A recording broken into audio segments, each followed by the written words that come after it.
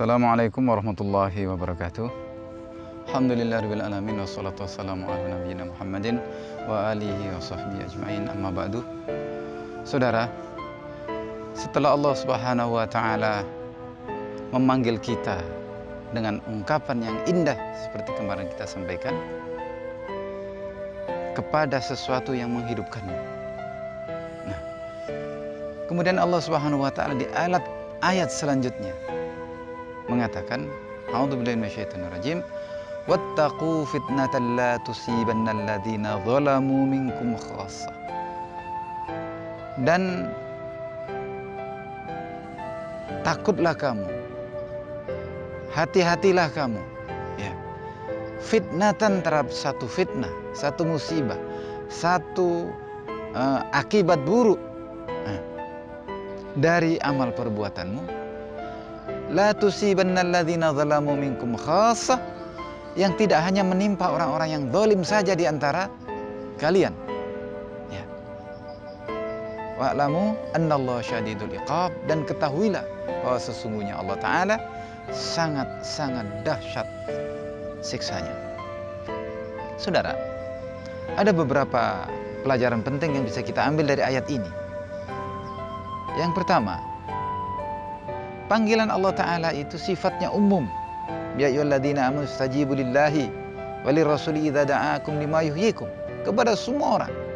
Ya.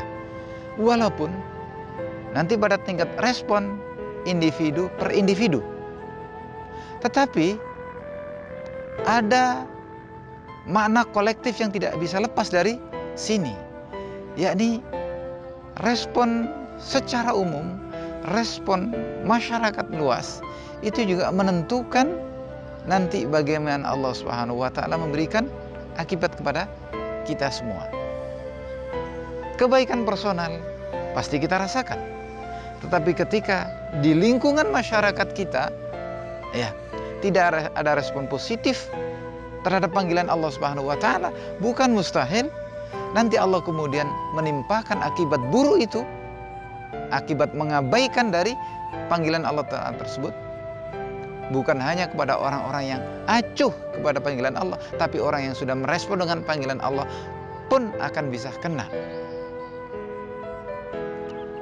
Maksud dari ayat ini adalah agar kita juga selain peduli dengan diri sendiri, juga peduli dengan orang lain.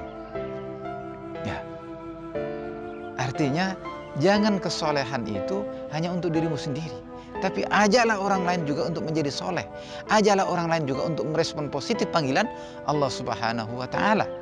Nah, ketika itu kita lakukan, mengajak diri sendiri dan mengajak juga kepada orang lain, sudah kita lakukan, maka di situ kita telah mengantisipasi terhadap kemurkaan Allah Ta'ala secara meluas. Walaupun bukan berarti kemudian ketika kita sudah melakukan dakwah, nanti berarti fitnah, tidak ada sama sekali. Itu ketentuan Allah Subhanahu wa taala. Tetapi paling tidak ketika kita sudah merespon panggilan Allah Ta'ala dengan utuh untuk diri kita sendiri dan juga mengingatkan kepada orang-orang lain, maka kita sudah menjawab panggilan ini, panggilan untuk berdakwah, panggilan untuk bertanggung jawab kepada lingkungan agar juga ikut sama-sama merespon panggilan Allah Ta'ala secara positif, sama-sama untuk berkomitmen dengan ajaran Allah Subhanahu wa taala. Ya, saudara, apa yang terjadi dalam kehidupan kita belakangan ini? Merebaknya musibah virus, ya, corona. Sekian ribu orang meninggal dunia, dan ini melanda seluruh negeri. Ada yang bertanya, ini bukan hanya menimpa orang-orang yang jahat saja, orang yang buruk saja, orang yang abai saja, orang-orang yang saleh juga kena. Betul. Karena memang ini musibah sifatnya massal. Hanya saja sesuai dengan hadis yang pernah Rasulullah sebutkan, nanti di hari kiamat Allah akan memanggil kita masing-masing sesuai dengan amalnya.